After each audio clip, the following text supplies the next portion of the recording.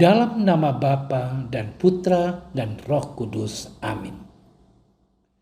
Allah yang berbelas kasih, sabdamu adalah terang dan pelita hidup kami. Bimbinglah kami dengan Roh Kudusmu untuk mendengarkan dan merenungkan sabdamu. Dengan daya Roh Kudusmu itu, bukalah telinga dan hati kami untuk mendengarkan sabdamu. Terangilah budi dan hati kami untuk memahami sabdamu. Jernihkanlah hasrat dan jiwa kami untuk meresapkan sabdamu. Doronglah kehendak dan tekad kami untuk mengamalkan sabdamu dalam hidup dan perutusan kami sehari-hari. Amin.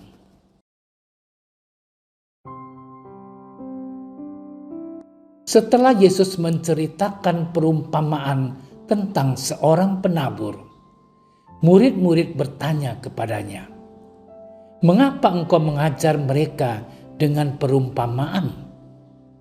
Jawab Yesus, "Kalian diberi karunia mengetahui rahasia kerajaan surga, tetapi orang-orang lain tidak. Karena barang siapa mempunyai, kepadanya akan diberi, sehingga ia berkelimpahan. Tetapi siapa yang tidak mempunyai, apapun juga yang ada padanya akan diambil daripadanya. Itulah sebabnya aku mengajar mereka dengan perumpamaan. Karena biarpun melihat, mereka tidak tahu, dan biarpun mendengar, mereka tidak mendengar dan tidak mengerti. Maka pada mereka genaplah nubuat Yesaya yang berbunyi, kalian akan mendengar dan mendengar lagi, namun tidak mengerti. Kalian akan melihat dan melihat lagi, namun tidak menanggap. Sebab hati bangsa ini telah menebal dan matanya melekat tertutup, agar jangan mereka melihat dengan matanya dan mendengar dengan telinganya dan mengerti dengan hatinya, lalu berbalik sehingga kusembuhkan. Akan tetapi berbahagialah mata kalian sebab melihat, berbahagialah telinga kalian sebab mendengar. Sebab aku berkata kepadamu, sesungguhnya banyak nabi dan orang benar ingin melihat apa yang kalian lihat, tetapi tidak melihatnya, dan ingin mendengar apa yang kamu dengar, tetapi tidak mendengarnya. Demikianlah sabda Tuhan. Saudara-saudariku yang dikasihi oleh Tuhan, setelah pembaptisan, kita ditetapkan dan diberi Roh Kudus oleh Allah. Ini adalah karunia tertinggi. Roh Kudus senantiasa menghibur, mengajar, memperingatkan, menerangi, dan mengilhami kita. Jika kita masuk melalui suatu pintu gerbang dan menerima Roh Kudus, Ia akan memperlihatkan kepada kita segala hal yang harus kita lakukan. Artinya, segala hidup kita memerlukan bantuan Roh Kudus yang mampu menuntun langkah hidup kita. Seperti halnya ketika orang Israel yang sedang tinggal di Gurun Sinai, yang baru saja keluar dari Mesir. Mereka dijanjikan oleh Allah bahwa mereka akan didatangi dalam bentuk kuruh dan petir serta awan tebal. Tujuannya ialah supaya orang-orang Israel itu mendengar apabila Tuhan berbicara dengan Musa, dan sekaligus menghantar mereka untuk semakin percaya kepada Dia. Gambaran penampakan Tuhan yang berupa awan tebal, guruh, dan petir ini merupakan Roh Kudus yang membantu karya penyelamatan. Saudara-saudariku yang dikasihi oleh Tuhan, Pada bacaan Injil hari ini yang merupakan bagian dari perikop tentang seorang penabur, dapat kita lihat bahwa Yesus mendapat pertanyaan langsung dari murid-muridnya mengenai kata-kata Yesus yang selalu dibumbui dengan perumpamaan. Mengapa engkau berkata-kata kepada mereka dalam perumpamaan? Pertanyaan ini muncul setelah Yesus mengajar orang banyak. Padahal penggunaan perumpamaan dalam setiap pengajarannya itu bukan untuk menghalangi orang memahami artinya, tetapi tujuannya menyederhanakan pengertian kedatangannya yang sukar dijangkau. Lalu, karunia-karunia apa yang dimaksud yang harus kita miliki supaya mengenal dan mengetahui tentang kerajaan surga? Sebagai pengikut Kristus yang telah dibaptis, kita telah memperoleh karunia Roh Kudus yang berasal dari Allah itu sendiri. Roh yang bersemayam dalam setiap pribadi akan tumbuh dan menghasilkan buah-buah karunia lainnya. Seperti para murid, kita juga sesungguhnya sudah memiliki karunia-karunia untuk mengetahui kerajaan surga. Meskipun para murid sudah diberi karunia mengerti kerajaan surga, dengan kerendahan hati mereka bertanya kepada Yesus akan makna dari perumpamaan yang disampaikan oleh Yesus. Bagi orang-orang Farisi yang mempunyai mata untuk melihat dan telinga untuk mendengar, sukar membuka hati sehingga semua yang dikatakan Yesus pun seolah-olah menjadi teka-teki. Ini juga dipengaruhi oleh kesombongan dan ketutupan hati mereka. Saudara-saudariku yang dikasihi oleh Tuhan, kerendahan hati adalah salah satu dari nilai-nilai dasar spiritualitas Kristiani. Santo Agustinus mengungkapkan bahwa kerendahan hati merupakan jalan yang pasti menghantar seseorang kepada Tuhan. Santo Agustinus bahkan mengatakan pertama-tama kerendahan hati, kemudian kerendahan hati, dan yang terakhir kerendahan hati.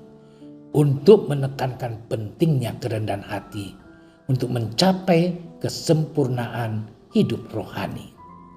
Kerendahan hati adalah dasar dari semua kebajikan yang lain.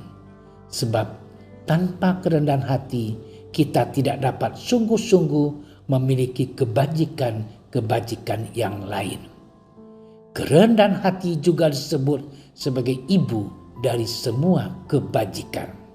Sebab ia melahirkan ketaatan, takut akan Tuhan, dan penghormatan kepadanya, kesabaran, kesederhanaan, kelemah lembutan. Saudara-saudariku yang dikasihi dan mengasihi Allah, tanpa karunia Roh Kudus, sepintar apapun kita takkan mampu mengetahui rahasia kerajaan surga.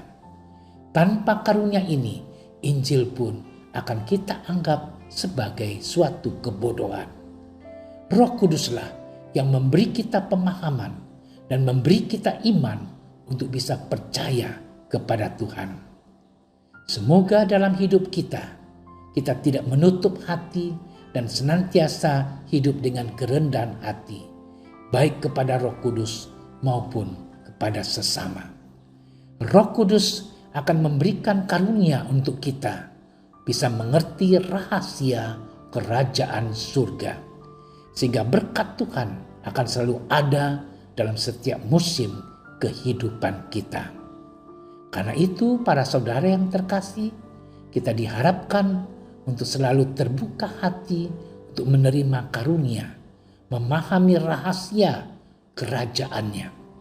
Kita memohon Roh Kudus atau Roh Allah yang memungkinkan kita untuk mampu membuka mata dan telinga, sehingga dapat memahami firman Tuhan.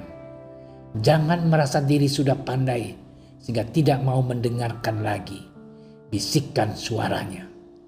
Jadi kita harus mau bertobat dan senantiasa memperbaiki diri hingga makin berkenan di hadapan Tuhan. Selamat bermenung. Tuhan memberkati kita.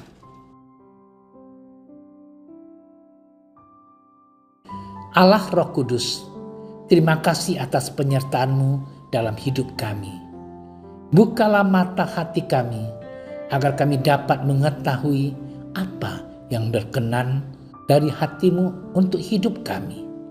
Berilah kami karunia untuk dapat mengerti rahasia kerajaan surga, supaya kami bisa melakukan apa yang menjadi kehendak-Mu.